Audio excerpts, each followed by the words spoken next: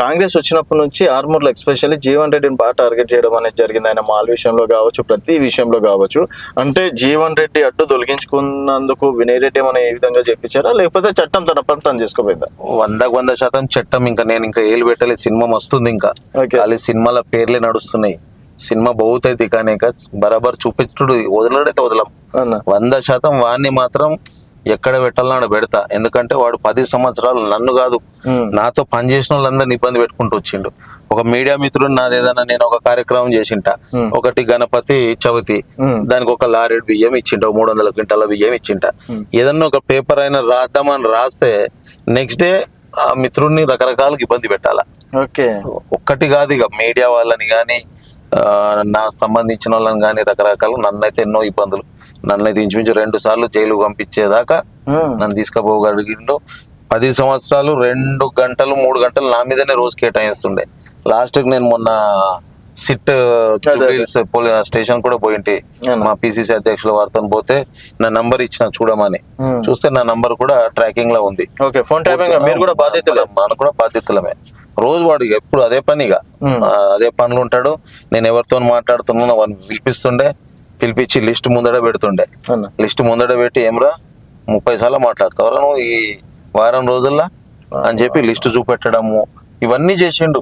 అంటే నేను ఏంటంటే గట్టిగా నేను చేస్తే వాడు అసలు ఆర్మూర్ కాదు కదా ఉండద్దు ఇక్కడ లెక్కకి.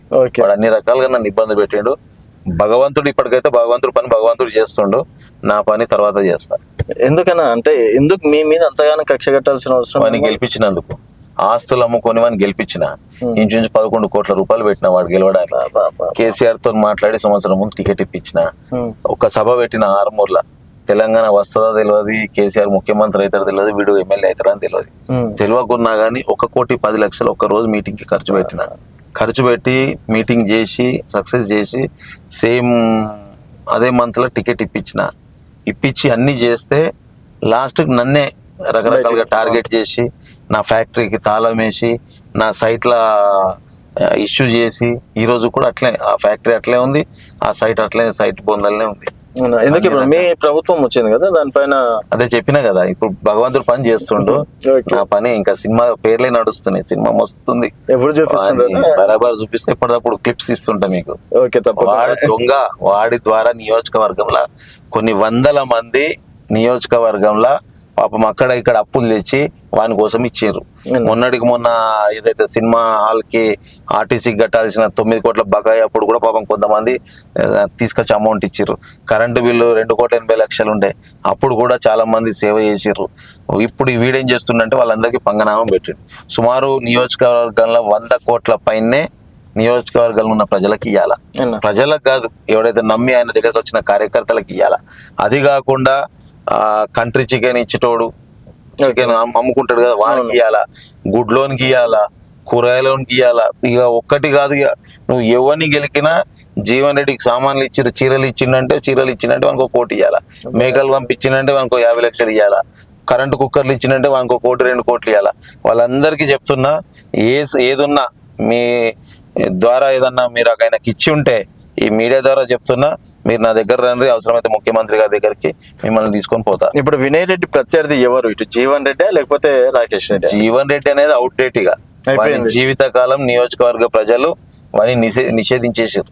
వాడనేది రూల్డ్ అవుట్ ఇక ఏదున్నా రాకేష్ రెడ్డి అనేది ఆల్రెడీ ఇప్పటికే ఖతం అయిపోయింది. ఇక అక్కడ ఎక్కడ పోయినా కానీ పెద్దగా రెస్పాన్స్ ఉండదు, మాట్లాడే విధానం కూడా కరెక్ట్ గా ఉండదు. ప్లస్ ప్రజలు ఏమనుకున్నారు, రూపాయికి వైద్యం అనుకున్నారు. ఏదన్నా చేస్తాడేమో అంటే రూపాయి వైద్యం కాదు కదా, జేబుల నుంచి 100 రూపాయలు కూడా జేబులో చేతే పెట్టాడు, తీయడు. ఇక మిగతాది ఏమన్నా ప్రభుత్వం నుంచి తీసుకొస్తాడంటే మంత్రులను తిడతాడు. ఇక ఇదే పెద్ద పోటుగాని లెక్క ఫీల్ అవుతాడు. ఏం చేసింది లేదు నియోజకవర్గంలో, 0. అరవింద్ ఎంపీగా గెలిచి ఎట్లయితే నియోజకవర్గానికి వేస్ట్ అయిపోయిందో అట్లా రాకేష్ రెడ్డి గెలిచి కూడా నియోజకవర్గానికి ఏం చేసేది ఏం లేదు. ఏదైనా ఉంటే ఎవడన్నా గుడికో బడికో వెళ్తే పోతాడు, ఇక పెద్ద పెద్ద పొంగనాలు కొట్టేసి వస్తాడు అంతే. అంటే చూసుకున్నట్టయితే అక్కడ ఎంపీ చక్కగా సపోర్ట్ లేదు, ఇక్కడ జీవన్ రెడ్డి గారిని మీరు అంతగానం సపోర్ట్ చేసినా కూడా ఆయన కూడా హ్యాండ్ ఇచ్చింది. ఎందుకని అంటే అటు అరవింద్ ప్లస్ ఇక్కడ జీవన్ రెడ్డి ఎందుకు తొక్కాలని చూసారు వినయ్ రెడ్డిని? నాకు అట్లే రాసిందేమో, ఎవడైతే పని చేస్తానో వాడే దొక్కుతాడు అనేది భగవంతుడు రాసిండేమో. జీవన్ రెడ్డిని నేనేమనుకున్నా అంటే మనము గతంలో సురేష్ రెడ్డి గారిని అన్నపూర్ణమ్మ అని ఎమ్మెల్యే ఉండే వాళ్ళ దగ్గరగా చూడలే. మనోడు ఇక్కడ ఎమ్మెల్యే ఉంటే మంచికి చెడుకు ఉంటాడు, ప్లస్ మనం బిజినెస్ చేసుకోవచ్చు, కన్స్ట్రక్షన్ పెద్ద మొత్తంలో చేసుకోవచ్చు అని అనుకున్నా. వాడు పూజగ్రాని పువ్వు అయిపోయింది. నెక్స్ట్ ఈ అరవింద్ ఉన్నాడు, ఆయన కొంత పర్సనాలిటీ వాయిస్ ఉంది. రేపటి నాడు ఎట్లన్నా బీజేపీ ప్రభుత్వం వస్తుంది, మంత్రి గింత్రి అవుతాడు, లేదా కేంద్రంలో మంత్రి అవుతాడు ఏమో అనుకున్నా. ఇక ఆయనది అంతే, గ్రౌండ్ లో పనిచేసేది ఏమి ఉండదు.